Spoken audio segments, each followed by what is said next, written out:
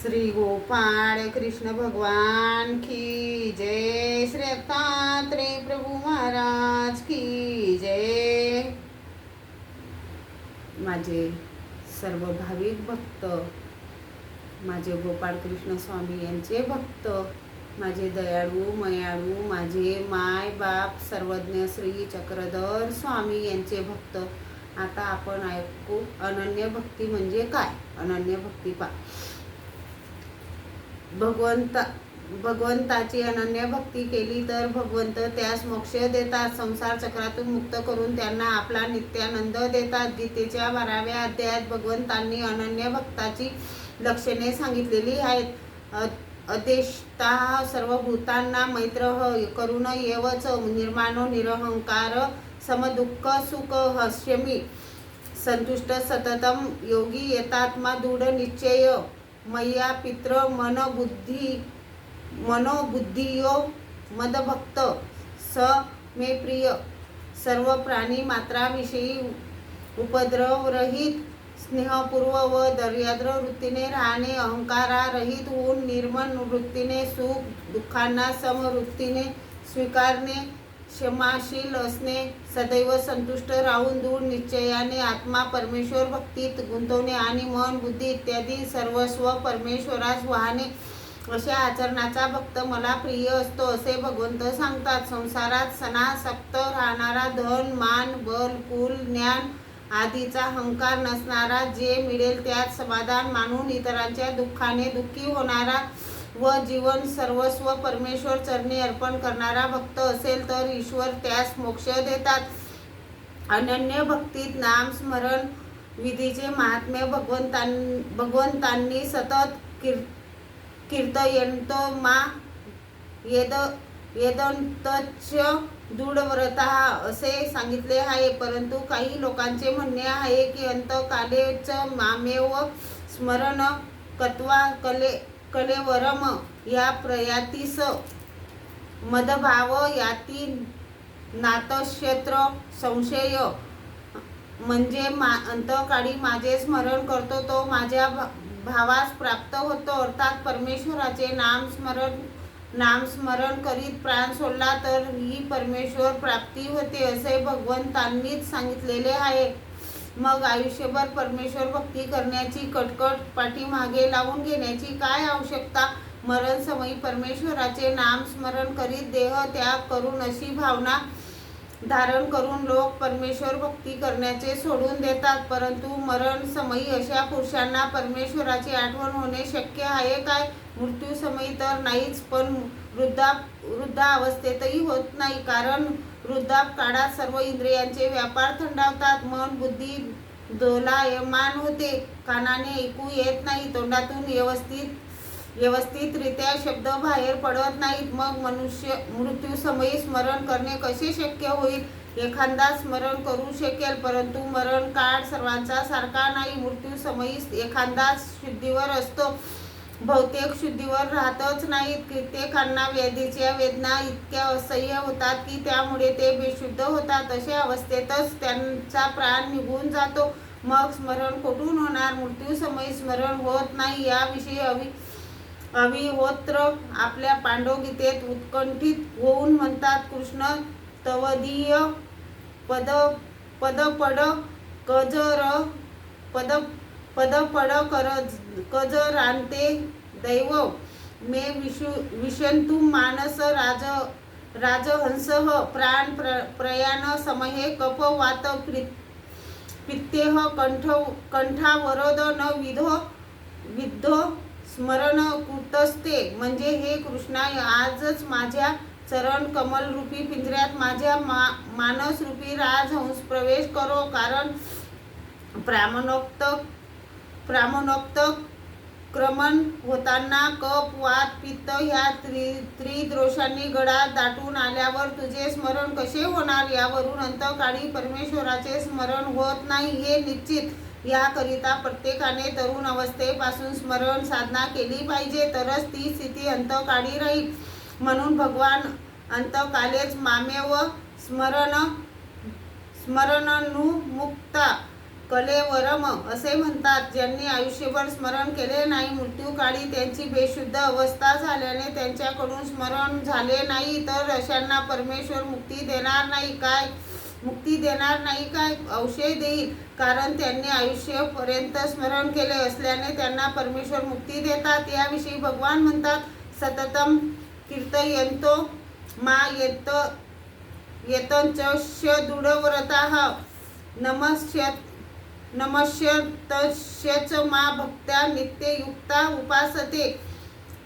उपासते मध्य पितृमन बुद्धी मामेव वैश्य संशयम. म्हणून मला मन व बुद्धी समर्पण करून जो सर्व काळ माझे स्मरण करीत इतर विधीचे आचरण करीत राहील तो मलाच प्राप्त होईल, यात संशय नाही. सतत स्मरण करणाऱ्यांची मृत्यू समयी जागृत अवस्था असेल तर ते स्मरण करू शकतील, परंतु ज्यांनी आयुष्यभर स्मरण केलेच नाही त्या अंतकाळी परमेश्वराचे स्मरण होणे शक्य नाही. परमेश्वराचे स्मरण तुम्ही आताच केले पाहिजे, कारण मृत्यू समयी आपले अवयव आपले जागेवर राहत नाहीत, आपली बुद्धी स्थिर राहत नाही, आपल्याला काही सुचत नाही. परमेश्वराचे नाम स्मरण हे आता आपण केलं पाहिजे नाही, कारण जो सर्वदा संसाराची कर्मे आठवत राहतो. कारण आपण जसं आपण पाहिलं तसं दिसते. परमेश्वराचे स्मरण केलं तर आपल्याला परमेश्वर दिसेल, आणि आपण मोठी जिंदगीभर संसारच केला तर आपण मरायच्या वेळेस बी संसार, माझी मुलं, माझी पत्नी, आपण असंच पाहत राहतो, परमेश्वराला भुलून जातो. म्हणून आता आपल्याला वेळ दिलेला आहे परमेश्वराने, आपण आता स्मरण केलं पाहिजे परमेश्वराचं.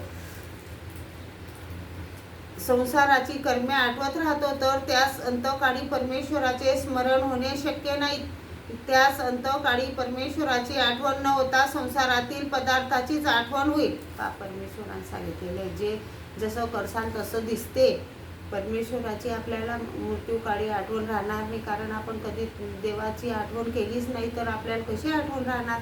त्याचे फळ त्यास दुःखरूप योनीत जावे लागेल. उदाहरणार्थ सूर्यवंशातील भरत राजाने आपल्या आयुष्यात हरणाशी अपार प्रेम केले. अंतकाळी त्याने हरणाचीच आठवण करीत देह सोडला, त्यामुळे भरत राजास हरणाचा देह प्राप्त झाला असे भागवत ग्रंथातील कथेवरून आपणास समजेल.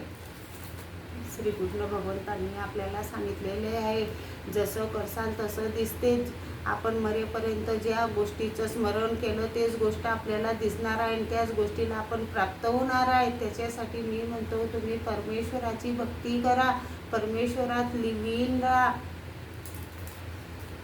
या निर्णयाविषयी भगवान म्हणतात, ये यम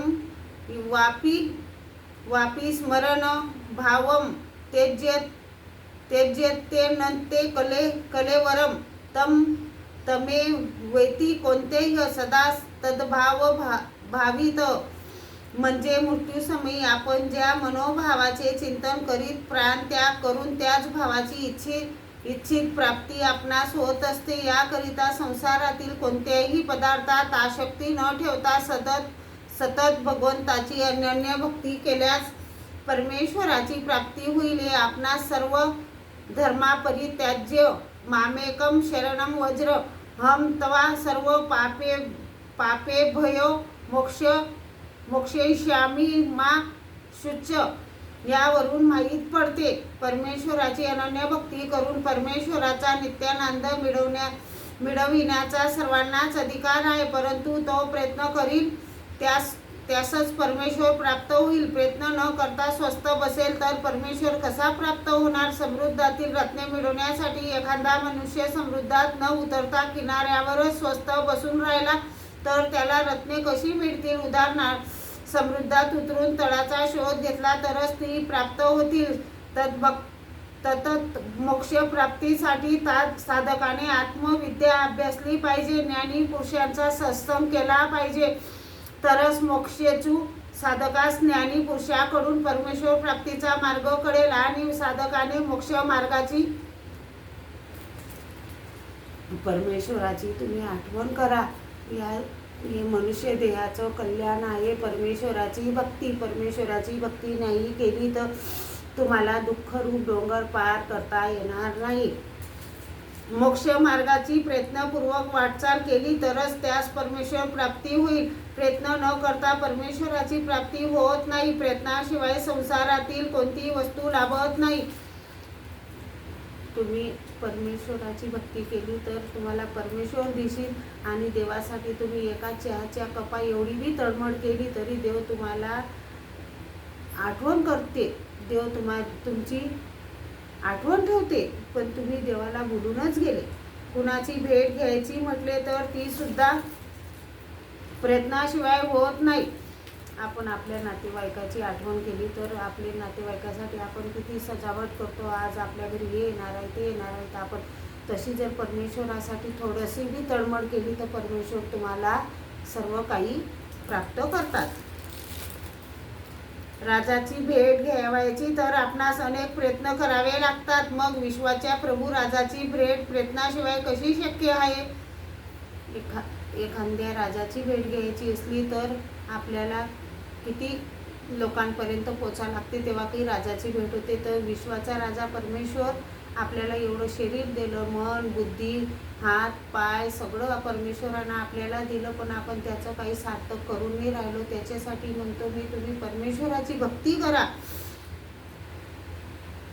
विश्वाची राजाची भेट घ्यायसाठी आपल्याला थोडंसं आपल्याला तळमळ करावं लागेल.